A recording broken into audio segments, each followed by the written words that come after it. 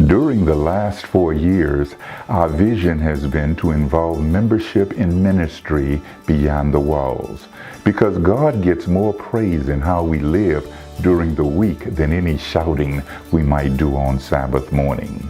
We have intentionally grown our membership through evangelism, church planting, and small groups, improved our financial position, and improved communication within our diverse and growing church family.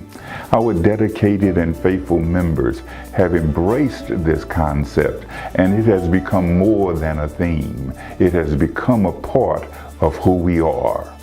Ministry beyond the walls, from Cincinnati to Cleveland, Wilkinsburg to Lynchburg, Danville to Zanesville, and all points between, we are seeing the blessings of the Lord in Allegheny West Conference. As we continue to carry forth Christ's torch of truth and message of hope in this vineyard until He returns, let us be reminded of the inspired words of Ellen White, who said, "We have nothing to fear for the future, except as we shall forget the way the Lord has led us and His teachings in our past history." This year, Allegheny West Conference is celebrating 50 years of history, ministry, and exemplary service. As we continue to mark this momentous milestone, let us take a look at our story, a story of beginnings and blessings, love and legacy. The Allegheny West Conference finds its roots in the creation of regional and black conferences. It was April 10, 1944, when the Seventh-day Adventist Church voted to organize 9 such conferences in North America to better address the needs of African Americans and the opportunities for growth in their communities. Elder J.L. McGaney, president of the General Conference at the time, read this recommendation. Whereas the present development of work among colored people in North America has resulted, under the signal blessing of God, in establishment of some 233 churches with some 17,000 members, and whereas it appears that a different plan of organization for our colored membership would bring further great advance in soul-winning endeavors. Therefore, we recommend that in unions where the colored constituency is considered by the Union Conference Committee to be sufficiently large, and where the financial income and territory warrant, colored conferences be organized. Such conferences are to be administered by colored officials and colored committees.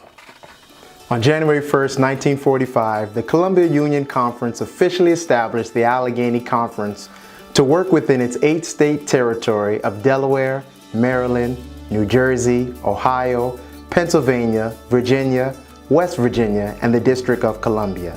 It was organized with 41 churches and 3,859 members, and during its 21 years of existence grew to 74 churches and 10,217 members. Because the territory was so large, leaders made the decision to divide the conference into 2 regions, East and West.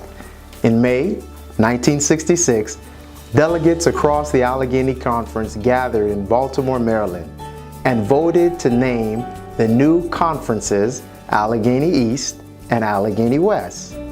They decided that the new conference in the western part of the Union would be headquartered in Columbus, Ohio, and focus on growing the church's work in Ohio, Western Pennsylvania, West Virginia, specific sections of Virginia, and the northwest portion of Maryland. In November of that year, members of the newly formed Allegheny West Conference met in Columbus and elected Elder Walter A. Starks, Stewardship Director of the Allegheny Conference, to serve as their first president, and Elder Aaron N. Brogdon, pastor of the Glenville Church in Cleveland, to serve as their first secretary-treasurer. They also elected several departmental directors. Next, they sought to find a conference office.